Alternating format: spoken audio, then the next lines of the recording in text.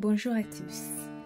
Dans les vidéos récentes, nous avons appris qu'une partie du plan de Dieu pour amener la lumière et la vie à l'humanité est de donner une heure de puissance aux forces des ténèbres.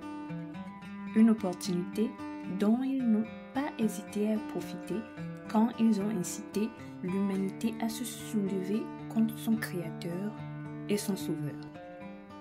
Aujourd'hui, nous allons nous appuyer sur la vidéo précédente et voir comment l'humanité a tourné le dos à son Créateur pendant l'heure et la puissance des ténèbres. Alors, commençons. Pour la lecture d'aujourd'hui, lisons dans le livre de Luc, le chapitre 22, du 66e au 71e verset, qui dit: Quand le jour fut venu, le collège des anciens du peuple, les principaux sacrificateurs et les scribes s'assemblèrent et firent amener Jésus dans leur sanhédrin. Ils dirent: Si tu es le Christ, dis-le-nous. Jésus leur répondit: Si je vous le dis, vous ne le croirez pas, et si je vous interroge, vous ne répondrez pas. Désormais, le Fils de l'homme sera assis à la droite de la puissance de Dieu. Tous dirent: Tu es donc le Fils de Dieu? Et il leur répondit: Vous le dites, je le suis. Alors ils dirent: Qu'avons-nous encore besoin de témoignages? Nous l'avons entendu nous-mêmes de sa bouche. Amen. Le lendemain de la nuit où Jésus a été arrêté, il a été emmené devant ce qui était alors considéré comme la Cour suprême en Israël, le Sanhédrin. Là, il se tenait devant le collège des anciens du peuple, les principaux sacrificateurs et les scribes qui devaient l'interroger sur les accusations portées contre lui. Ici, il est important de noter que ces personnes citées, selon la loi mosaïque, sont chargées de présenter, d'interpréter et d'exécuter la loi.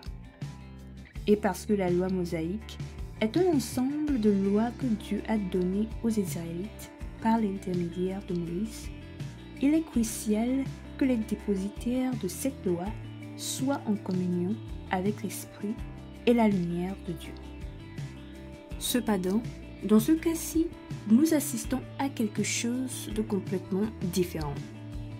Alors qu'ils interrogeaient Jésus pour savoir s'il était ou non le Christ, c'est-à-dire celui qui doit venir racheter le peuple juif et l'humanité, ils ont formulé avec malveillance chacune de leurs paroles avec intention de le piéger dans de fausses accusations. Néanmoins, Jésus, connaissant leur but, répondit ceci avec confiance et maîtrise de soi. Si je vous le dis, vous ne le croirez pas. Et si je vous interroge, vous ne répondrez pas. Signifiant que Jésus savait que quelle que soit la réponse qu'il leur donnerait, ils n'y réfléchisseraient pas parce qu'ils ont déjà pris leur décision et le déclareraient coupable de toute façon. Mais il continue et dit: Désormais le Fils de l'homme sera assis à la droite de la puissance de Dieu, proclamant ainsi que leur plan serait en sa faveur et lui apportera en fin de compte bénédiction, joie et gloire.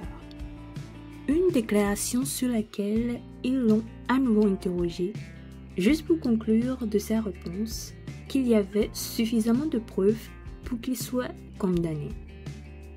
Un aboutissement qui prouve que même ceux qui étaient censés être en faveur de la bonté de la lumière se sont rangés du côté des ténèbres contre elle.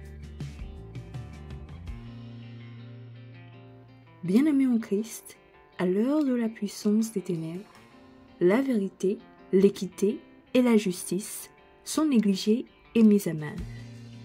Néanmoins, il est important de noter comme Jésus-Christ que même alors, toutes choses concourent au bien de ceux qui aiment Dieu et ne font qu'un avec la lumière.